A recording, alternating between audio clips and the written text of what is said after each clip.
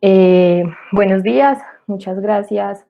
a quienes nos acompañan el día de hoy, especialmente a quienes estuvieron cerca en este proceso pues, de la investigación, a mi familia, a mi papá que me prestó su espacio de trabajo hoy,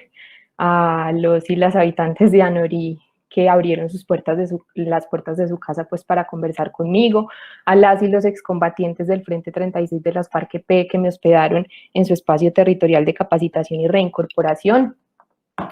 a mis compañeras de maestría, a mis profesores y profesoras del instituto, a mi juicioso asesor Manuel Alberto Alonso, a Juan Camilo Domínguez, que se convirtió en un gran aliado para los debates más relevantes de este proceso, y pues por supuesto a Gloriana Naranjo y Angélica Redberg, dos mujeres a quienes admiro y respeto y a quienes agradezco profundamente pues la lectura y valoración de este trabajo. Hoy me corresponde hacer un esfuerzo pues que por lo general me cuesta, y es condensar en 30 minutos lo que fue este proceso de casi 3 años. Entonces voy a empezar de una vez. Les contaré un poco como el origen de la investigación, lo que fueron mis preguntas iniciales, cómo estas se fueron transformando, los objetivos que me propuse, algunos detalles teórico-metodológicos del proceso, para centrarme en los hallazgos y cerrar con unas consideraciones finales. Permítanme, yo comparto mi pantalla para proyectar y me confirman por favor si la pueden ver.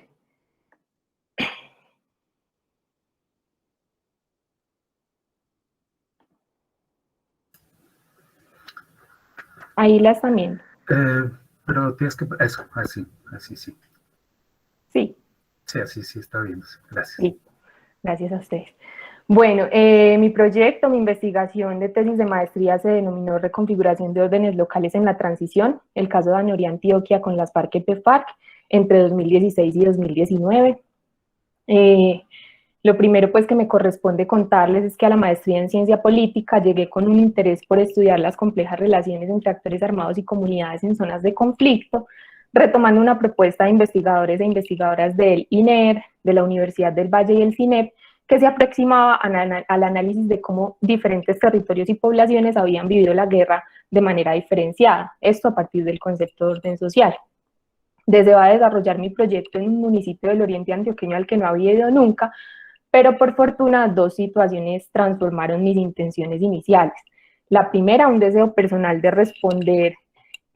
a la coyuntura del momento, pues como a ese reto investigativo que nos inspiraba a muchos la implementación del acuerdo final de paz entre el Estado colombiano y las FARC-EP, y la segunda, un feliz encuentro entre los muchos que posibilitó la maestría, y fue la invitación a participar como estudiante en un proceso formativo ejecutado por 9 dependencias de la Universidad de Antioquia, que se denominó la Taller de Formación y Paz con excombatientes del Frente 36 de esta guerrilla. En el ETCR John Bautista Peña de la Plancha, ubicado pues en el municipio de Anorí. Lo que me encontré en Anorí es que había una realidad social muy interesante por conocer, y advertí al menos 3 posibilidades de indagación que podía conectar con mis intereses iniciales. La primera, continuar preguntándome por los órdenes sociales que se configuraron en medio de la confrontación armada, esta vez entre los habitantes de Anorí y los guerrilleros del Frente 36 que habían hecho presencia en su territorio desde mediados de 1980. La segunda, atender los aprendizajes de mi experiencia en el aula taller e indagar, no por el pasado de la guerra, sino por los órdenes sociales que se estaban configurando en el presente transicional, producto de la interacción entre los ahora excombatientes en proceso de reincorporación a la vida civil, agrupados en el ETCR, y sus vecinos de la vereda La Plancha y del municipio. Y la tercera posibilidad, que recoge y avanza en conectar las dos anteriores y que se convirtió en mi pregunta central de investigación, consistente en analizar de qué manera la implementación del acuerdo final de paz estaba reconfigurando los órdenes locales preexistentes en Anorí, aquellos que se estructuraron durante décadas en medio del conflicto armado y que a partir de 2016 estaban transitando hacia otra cosa, y cómo estos se vinculaban explicativamente, es decir, cómo los órdenes preexistentes podían explicar los órdenes locales en el periodo temprano de la implementación. Esto último me llevó a analizar entonces qué de los órdenes locales en la guerra se estaba replanteando o no, qué impedían o potenciaban, en definitiva qué continuidades y fracturas podían identificarse y qué factores las explicaban. En consecuencia, el objetivo general de mi investigación fue analizar esas reconfiguraciones entre 2016 y 2019, y las respuestas a estas preguntas y a otras más que fueron emergiendo en el proceso de investigación dieron como resultado un informe que está dividido en dos partes, una que se ocupa de los órdenes en y por la violencia y otra de los órdenes en la transición. Bueno, empezar entonces presentando lo referido a los órdenes en y por la violencia en ANORI. Lo primero que me corresponde indicar es que el orden social se entiende de manera general como los patrones de organización relativamente estables que rigen la vida en la sociedad.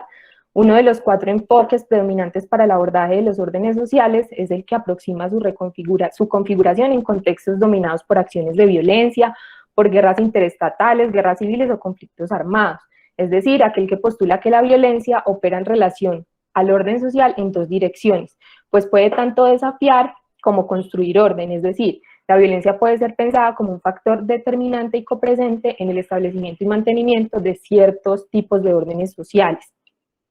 En Colombia hay propuestas muy interesantes para aproximarse al estudio de los órdenes en y por la violencia. En mi trabajo profundizo en los conceptos, las tipologías y los factores independientes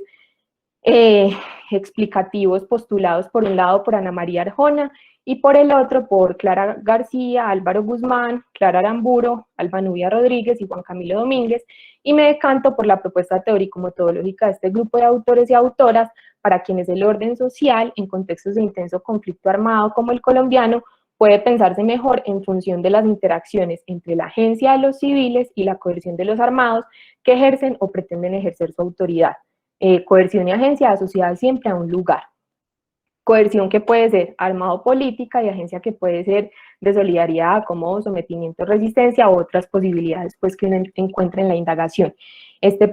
grupo propone en consecuencia una tipología de órdenes sociales que resulta del cruce de estas modalidades de coerción y agencia y 6 factores independientes, o sea, condicionantes que explican esos órdenes que se configuran. El primero de ellos es la forma económica predominante en la localidad, el segundo son las identidades sociales preponderantes, el tercero hace referencia a la acción colectiva, el cuarto al tipo de presencia del Estado, el quinto congrega como los rasgos centrales del conflicto armado, si es uno o varios actores armados, el valor que tiene el territorio, el tipo de presencia del actor, el tipo de inserción en las localidades, y finalmente los contextos y oportunidades pues, que esta localidad representa para la región, para el país e incluso para el mundo. Metodológicamente esto me implicó revisar pues, literatura referida al orden social, al orden en y por la violencia, documentación pues, sobre la historia política, socioeconómica y cultural de ANORI, sobre las trayectorias del conflicto armado en este municipio y en el nordeste antioqueño, también sistematizar y analizar las bases de datos del Observatorio de Memoria y Conflicto del Centro Nacional de Memoria Histórica, y finalmente un trabajo de campo que consistió en 2 visitas de una semana cada una en 2019, que se sumaron a los 4 fines de semana que ya había ido a ANORI con el equipo del Aula Taller en 2018, en el que pude acercarme a las memorias, a las vivencias y a los relatos tanto de los excombatientes del Frente 36 de las FARC-EP en proceso de reincorporación a la vida civil, como de los habitantes del municipio y de los funcionarios del posacuerdo, de nivel nacional y local. En total logré hacer 17 entrevistas, un grupo focal con 15 líderes comunales y un recorrido con excombatientes a un antiguo campamento que tenían en la zona y a su casa de la memoria. A partir de este enfoque teórico y del trabajo metodológico, encontré pues que ANORI hace parte de un corredor estratégico para el desarrollo de la guerra en el país, se puede ver en el mapa al lado izquierdo mío, que permite la movilidad, desplazamiento de acciones militares entre regiones de varios departamentos, así como el despliegue de actividades ilícitas, corredor que se extiende de oriente a occidente abarcando desde el Catatumbo hasta el Darién.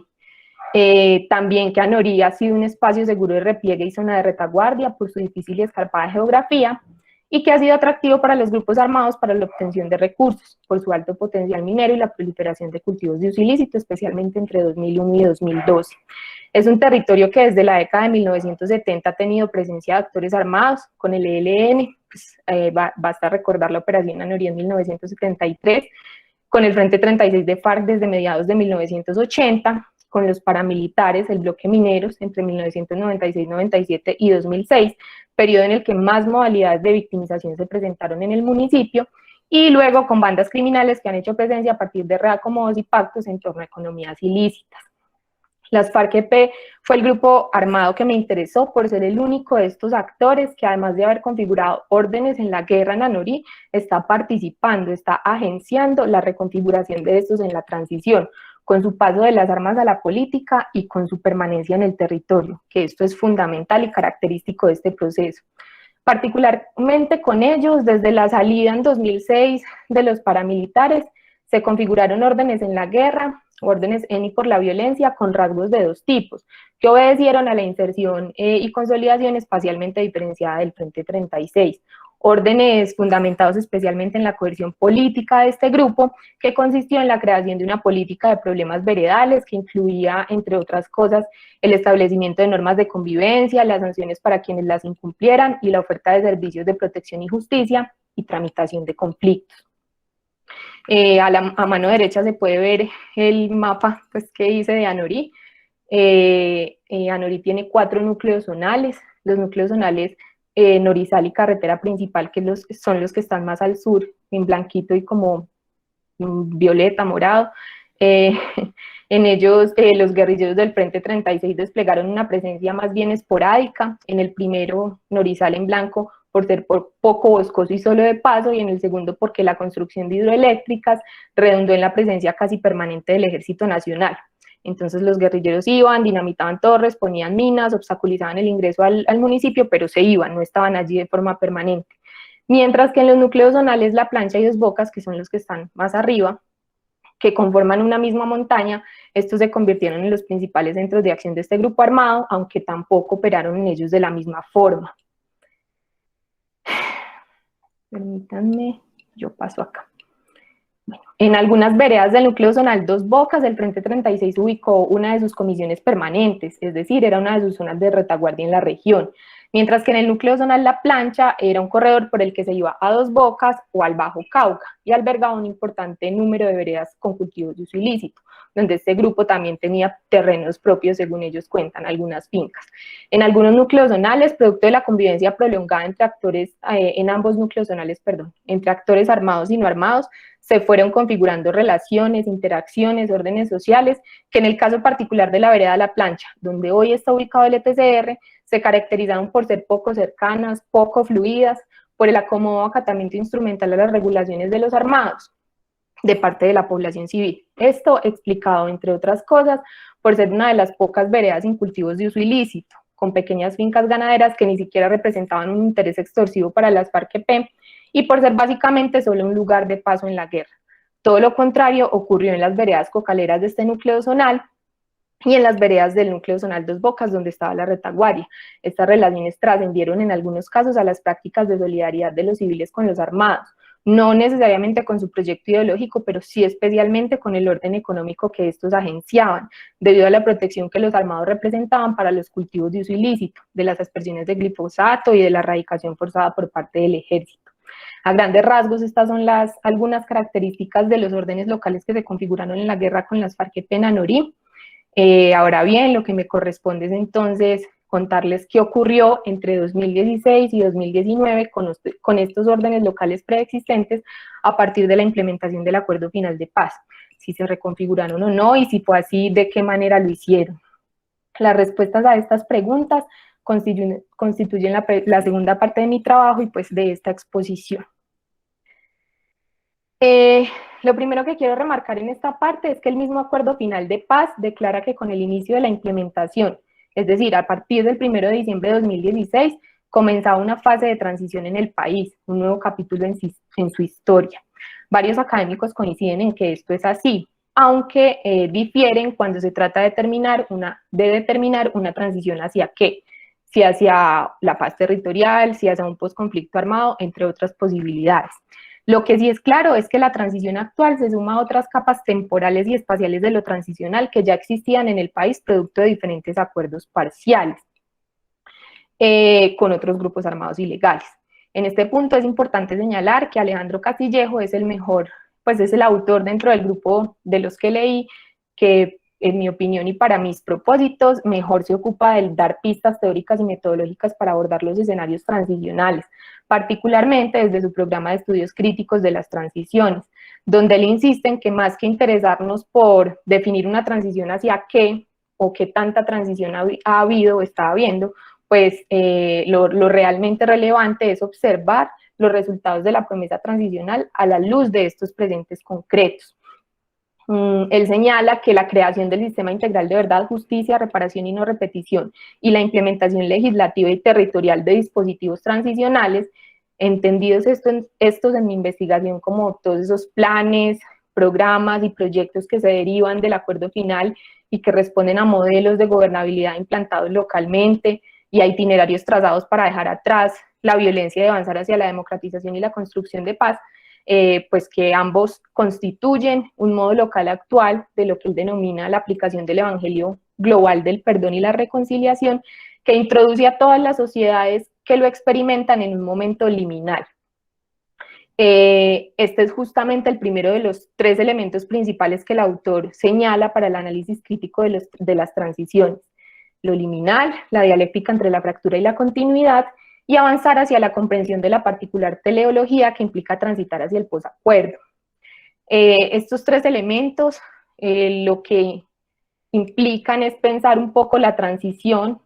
como un ritual de paso, como un cambio de un estado de cosas a otra, pero un cambio que es procesual, que es paulatino, que es con frecuencia ritualizado y simbolizado, que tiene un estado intermedio donde no se es ni una cosa ni la otra. Esto lo vi muy palpable, por ejemplo, en esa figura de autoridad armada que encarnaban las FARC y que ya no está más,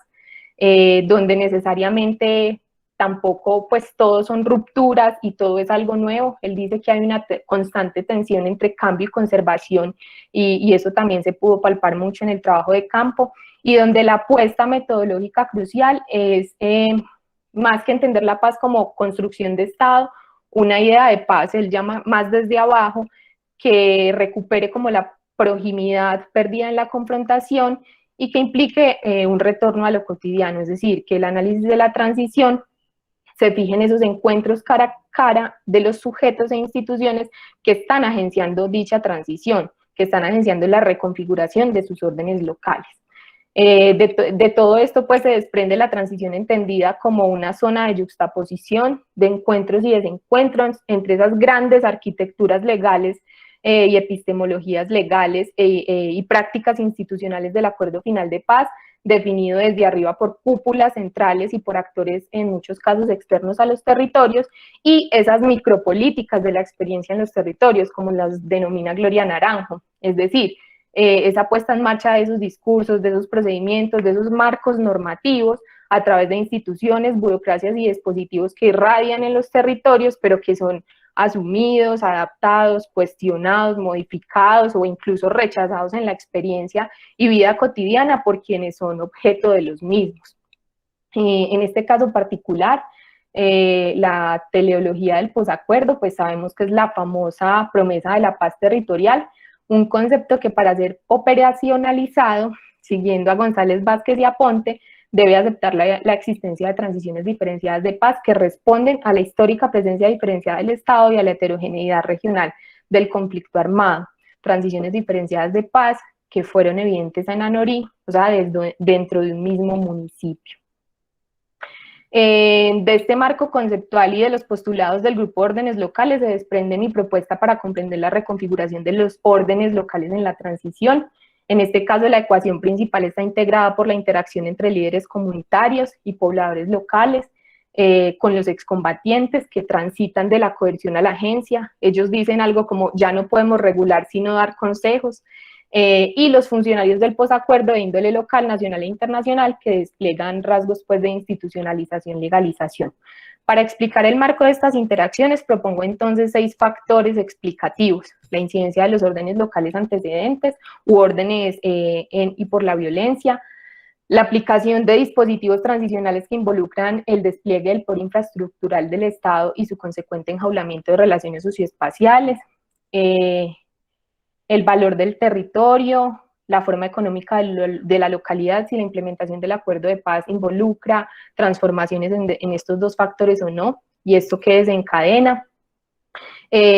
los patrones de organización y movilización de la sociedad civil a la que se está reincorporando las FARC y la continuidad o no del conflicto armado. Esto implicó pues que leyera sobre el paradigma transicional y la paz territorial, sobre los marcos jurídicos y normativos emanados del acuerdo final de paz y pues que enfocara en el trabajo de campo una parte para preguntar sobre cómo estaban viviendo este presente de la implementación. Estos factores pues que les acabo de mencionar que funcionan para describir y analizar el escenario territorial transicional concreto de ANORI entre 2016 y 2019 me permitieron encontrar reconfiguraciones diferenciadas del orden local a nivel veredal, particularmente en la vereda La Plancha, donde hoy está ubicado el ETCR, y a nivel municipal, donde se desplegaron otros dispositivos transicionales de territorialización de la paz. Porque como pueden ver en esta diapositiva, ANORI no solo fue uno de los 24 espacios territoriales, uno de los 24 espacios territoriales de capacitación y reincorporación del país. Además de albergarlo, fue uno de los 170 municipios priorizados para los planes de desarrollo con enfoque territorial y el desarrollo pues, de obras de pequeña infraestructura comunitaria que se desprenden de estos, uno de los 56 municipios del Programa Integral Nacional de Sustitución de Cultivos de Uso Ilícito, uno de los 51 municipios beneficiarios del Plan Vías Terciarias para la Paz, uno de los 344 municipios incluidos en las zonas SOMAC, zonas más afectadas para el conflicto armado, y uno de los 167 municipios que integrarían las inciertas circunscripciones transitorias especiales de paz. ¿Qué ocurrió entonces con la implementación de todos estos dispositivos en el municipio de ANORI en estos 3 años? Con la institucionalidad que llegó, nueva o que se reconfiguró, y con los actores también nuevos o que cambiaron sus roles. En cuanto a las reconfiguraciones a nivel veredal, en La Plancha, la mejor manera que encontré para denominar lo que allí estaba ocurriendo es con una frase muy potente de la tesorera de la Junta de Acción Comunal, que también compartía un excombatiente. Ella me decía, nos acostumbramos a que hay una comunidad dentro de nuestra comunidad, en alusión pues al ETCR dentro de la vereda. Aquí me corresponde señalar que la vereda La Plancha fue la elegida para ser el escenario social y territorial de la reincorporación. Allí se construyó primero un punto transitorio de normalización donde los excombatientes del Frente 36, en ese momento todavía guerrilleros, iniciaron sus procesos de cedulación, censo socioeconómico, acreditación y dejación de armas, que le significó el inicio del tránsito a la vida civil. Este PTN en agosto de 2017 se convirtió en el ETCR John Bautista Peña, donde, como su nombre lo indica, pues los excombatientes están haciendo su proceso de reincorporación en lo económico, lo social y lo político. Estos espacios con vigencia jurídica hasta agosto de 2019, sin embargo, algunos de ellos tienen vocación de convertirse en centros poblados, 13 de los 24, y entre esos se cuenta este de ANORI. Este ETCR trajo consigo la instalación de un puesto de salud en la vereda y la construcción de una caseta comunal como parte de las denominadas pequeñas obras de infraestructura comunitaria diseñadas por el gobierno para atender necesidades inmediatas en las comunidades aledañas a los ETCR. La implementación de este dispositivo transicional implicó entonces la llegada de numerosos funcionarios de entidades nacionales, departamentales e internacionales. Se destacan principalmente los de la Agencia de Reincorporación y Normalización que administra el ETCR y los de la Segunda Misión de Verificación de la ONU que están permanentemente en el municipio, particularmente pues el Estado, en colaboración también con estas organizaciones de cooperación internacional, ha desplegado su diversidad de rostros en esta vereda, ha penetrado como nunca antes, aunque de forma selectiva, porque ha enfocado su atención en los excombatientes dentro del ETCR. Lo mismo estos organismos de cooperación internacional. Por su parte, los hombres y las mujeres en proceso de reincorporación tuvieron que dejar atrás la coerción para agenciar su vida en la legalidad, como les decía, lo que les implicó, entre otras cosas, apropiarse de su nuevo estatus de civiles, crear una nueva estructura para operar como partido político y centrarse prioritariamente en ordenar su vida como colectividad, como comunidad fariana dentro del ETCR y no necesariamente por fuera de él. Lo que les decía, ya no podemos regular, pues nos regulamos internamente porque a su vez eso nos permite resistir, dicen ellos. Esto último ilustra la frase de una comunidad dentro de nuestra comunidad, porque si bien durante el periodo estudiado las relaciones entre excombatientes, habitantes de la vereda y actores institucionales se han mantenido en buenos términos, esto no quiere decir que se haya tejido relaciones de cooperación sólidas, al menos entre excombatientes y sus vecinos de La Plancha. o que se hayan desarrollado procesos que contribuyan a la promoción efectiva de una reincorporación socioeconómica con enfoque comunitario, como a la que le apunta la Política Nacional de Reincorporación Social y Económica. En el ETCR de La Plancha se llevaron a cabo, como en muchos ETCRs del país, procesos de formación conjunta entre la comunidad de la vereda y los excombatientes, como la validación de la primaria y secundaria y cursos de formación para el trabajo con el SENA, y se realizaron convites para mejorar la carretera o construir puentes, eventos sociales y torneos de fútbol con la participación incluso de la fuerza pública. Pero hasta 2019 no se lograron articular las iniciativas productivas de los excombatientes con las de la población y al parecer tampoco las comunitarias, pues en la Junta de Acción Comunal de la Vereda no funciona, pues no hay participación oficial de excombatientes y a su vez en los órganos del ETCR no hay lugar para representantes de la vereda. ¿Qué factores explican entonces la reconfiguración de este orden local veredal? Primero, pues que el dispositivo transicional implementado se enfoca prioritariamente en los excombatientes. Segundo, que durante la guerra, en la vereda La Plancha, los guerrilleros del Frente 36 y los pobladores locales tuvieron una relación poco cercana, marcada por la coerción política de los primeros y el acomodado acatamiento instrumental de los segundos, donde el valor de este territorio, solo de paso, y su vocación económica, ganadera y no cocalera, determinaron que la interacción entre estos dos actores estuviera mediada solo por los beneficios de la regulación social que unos imponían y otros acataban. Tercero, que contrario a lo establecido en los decretos que reglamentaron las zonas veredales y puntos transitorios de normalización, que se convirtieron luego en los ETCR, la elección y ubicación en este caso no fue de común acuerdo entre gobierno nacional, excombatientes, comunidades y funcionarios locales. Esto ha sido leído como una espacialidad impuesta para todos. Inicialmente iba a ser en la vereda del Carmín, una vereda de tradición cocalera, donde había mejores relaciones entre FARC y comunidades, y por la presencia de coca y del ELN, pues se justificó llevarlos a La Plancha, que era de las pocas veredas que no tenía cultivos de uso ilícito. Cuarto, que La Plancha no ha sido una vereda con una tradición organizativa sólida y el proceso de reincorporación al parecer no ha potenciado muchos cambios al respecto entre sus habitantes. En el caso específico de los excombatientes agrupados en el ETCR, sí ha sido evidente un fortalecimiento organizativo en su interior como familia pariana, que es el sello pues de la reincorporación colectiva, que se ha traducido en lo que varios de ellos denominan como resistir, ya les decía, a los incumplimientos del gobierno, a la oferta de la reincorporación individual e incluso a la tentación de reincidir. Y esto se explica gracias a que para ellos ha sido crucial que los liderazgos que había en la guerra se mantengan ahora en la transición. Con respecto a la presencia de otros actores armados, previo al inicio del proceso de reincorporación, algunos de los habitantes de La Plancha y los mismos integrantes de FARC hablaron con los miembros del ELN que había en la zona, que tienen una presencia esporádica y fluctuante, para evitar que interfirieran en el proceso, y así había sido hasta 2019. Bueno, me quedan 5 minuticos, ya voy a terminar. Otras son las situaciones que puedo evidenciar a nivel municipal. La siguiente frase sirve para ejemplificar un poco lo que ha venido ocurriendo. Me decían algunos líderes y excombatientes, en este proceso nos hemos venido involucrando todos. Relaciones de cooperación entre excombatientes y líderes sanoriseños para exigir el cumplimiento del acuerdo final de paz. En ese todos hay unas grandes ausentes, que son las víctimas. Ellas se han sentido relegadas del proceso de implementación del acuerdo. Como sabemos, este acuerdo no solo se propuso desarmar a una guerrilla, sino que se trazó como horizonte la construcción de una paz estable y duradera a partir de numerosas transformaciones que priorizaran los territorios más afectados por la guerra y los más abandonados. Es por estos criterios que en el mapa de la geografía de la paz territorial apareció Anorí,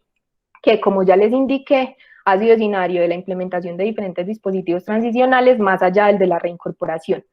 Me refiero concretamente al Programa Integral Nacional de Sustitución de Cultivos de Uso Ilícito, que fue suscrito por más de 1.700 familias sanoriseñas, a las obras PIC que se desplegaron en los 2 núcleos más afectados por el conflicto armado, es decir, en las 13 veredas del núcleo zonal La Plancha y en las 10 veredas del núcleo zonal Dos Bocas, y finalmente a la formulación de los planes de desarrollo con enfoque territorial PDET. Estos dispositivos trascienden el alcance de una sola vereda e intentan impactar las 52 veredas y el corregimiento de Anorí, y tuvieron en su formulación inicial una esencia participativa que propició importantes escenarios de encuentro, la confluencia e interacción en el municipio de actores que nunca antes habían hecho presencia en el territorio, funcionarios del Estado Central, donde se destacan los de la Agencia de Renovación del Territorio ART y de la Dirección de Sustitución de Cultivos de Uso Ilícito, entre otros. de actores que encarnaban un rol diferente antes, los hoy excombatientes agrupados en partido político, y los actores con un naciente y creciente interés por los procesos de este tipo en el municipio, como líderes comunales y campesinos que anteriormente se dedicaban pues al cultivo de al cultivo de uso ilícito, a los cultivos de uso ilícito. Todo esto ha redundado entonces en importantes relaciones de cooperación, donde líderes que en la guerra construyeron buenas relaciones con FARC han demandado su orientación, o sea, continúan demandando una orientación por parte de FARC, demandan su participación activa en la implementación del acuerdo en el municipio, y argumentan que esto es así por el conocimiento que tienen del territorio, porque llevaban muchos años allí presentes y porque fueron quienes negociaron el acuerdo. ¿Qué factores explican entonces estas reconfiguraciones de los órdenes locales a escala municipal? Pues primero, esa participación conjunta en las comisiones municipales de planeación participativa de PENIS y PEDET. En PEDET no estaba reglamentado, no estaba contemplado que hubiera presencia de excombatientes, sin embargo en ANORI los líderes le exigieron a la ERT que ellos pudieran participar. Esto implicó que el proceso se parara 6 meses hasta que se accedió a que delegados de FARC hicieran parte de PEDET. Esto trascendió a esos escenarios institucionales y se instaló una mesa de bosques, porque pues tras la salida de FARC, ANORI en 2017 se convirtió en uno de los municipios más deforestados del país, entonces como que prendieron las alarmas y en esa mesa de bosques participan excombatientes, comunidades, Corantioquia, PNUD, EPM, otras instituciones. También hay una asistencia a la mesa de género no institucional del municipio por parte del Comité de Mujeres de FARC, y se destaca la creación de una coalición política de cara a las elecciones territoriales que se llevaron a cabo en octubre de 2019. El segundo factor son los patrones de organización y movilización de los pobladores locales y de los excombatientes, que en la transición han dejado de estar mediados por la coerción. Frente a los primeros es pertinente indicar que la existencia previa a nivel municipal de organizaciones de base, de asociaciones de productores y organismos comunales constituye un punto de partida de lo que se fue convirtiendo en un proceso paulatino de fortalecimiento organizativo. Así pues lo denominan los mismos líderes, un empoderamiento. Hay como una reactivación de la agencia que se puede ubicar en la cabeza de líderes y habitantes de ANORI pertenecientes principalmente a los núcleos zonales de La Plancha y Dos Bocas. Esto referido a esos procesos puntuales de formulación de PEDET, de PENIS y los que les acabo de mencionar. Esto último también puede ser explicado por los órdenes sociales antecedentes, es decir, esos órdenes que se configuraron durante la guerra en ANORI a partir de la interacción entre estos actores. Como les decía, en los núcleos zonales La Plancha y Dos Bocas, veredas de tradición cocalera, o donde el Frente 36 ubicó su retaguardia, pues habían unas relaciones más estrechas entre estos actores que tras la dejación de armas y la conversión de FARC en partido político legal se han mantenido e incluso se han fortalecido. En estos núcleos incluso se encuentran el mayor número de familias que están inscritas en el PENIS, que radicaron voluntariamente sus cultivos y a las que no les han cumplido todavía con los desembolsos de recursos para poner en marcha sus proyectos. Profe, ya voy a terminar, 2 minuticos. Y esto último ha sido interpretado por líderes y habitantes como una traición de la que consideran que también son víctimas los excombatientes de FARC. Entonces, si en el pasado de la guerra estos líderes y habitantes los unía con las FARC-EP, la protección de los cultivos ilícitos, entre otras cosas, en la transición los une la exigencia de que les cumplan los respectivos pactos a los que llegaron con el Estado. Finalmente, pues, hay que decir que había una transformación económica en la localidad por la erradicación voluntaria del 85% de los cultivos de uso ilícito, que hace acentuado un interés del municipio como municipio verde de Colombia por su biodiversidad y abundancia de recursos naturales, y que si bien se cuenta la presencia esporádica del ELN, bandas criminales en el corregimiento de Liberia, que es más hacia el Bajo Cauca, y de una disidencia del Frente 36, pues hasta 2019 está no incluida dentro de su rango de actuación al municipio de ANORI, sino a otros del norte y nordeste de Antioquia. Esto me permite conectar con una consideración final de mi trabajo, ya para cerrar, y es que hay territorios donde la reincorporación, otros territorios donde la reincorporación pues ha enfrentado obstáculos, entre otras cosas por la continuidad sostenida del conflicto armado con esos otros actores ilegales. El caso de ANORI es particular porque pese a que se registra esa presencia,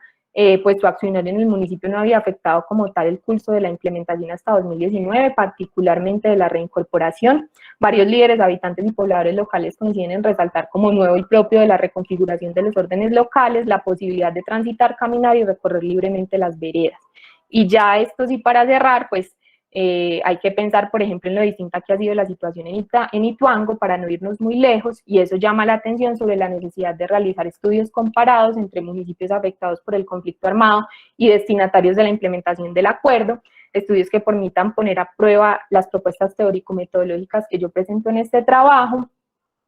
Y esa sería la posibilidad también, la oportunidad de avanzar en el conocimiento de transiciones diferenciadas de paz que existen en el país y en la consecuente formulación de estrategias también diferenciadas que partan del reconocimiento de los sistemas de autoridad y regulación, ya sea formales o informales, aceptados en los territorios y que continúen con estrategias secuenciales de integración gradual de esos órdenes locales a la institucionalidad estatal, que se apoyen ellos en lugar de estigmatizarlos o tratar de eliminarlos. En el caso de ANORI, pues aprovechar lo que está ocurriendo en términos organizativos entre líderes, comunidades e integrantes de FARC a nivel municipal para potenciar la construcción de paz, esta sí territorial. Y con eso termino por ahora.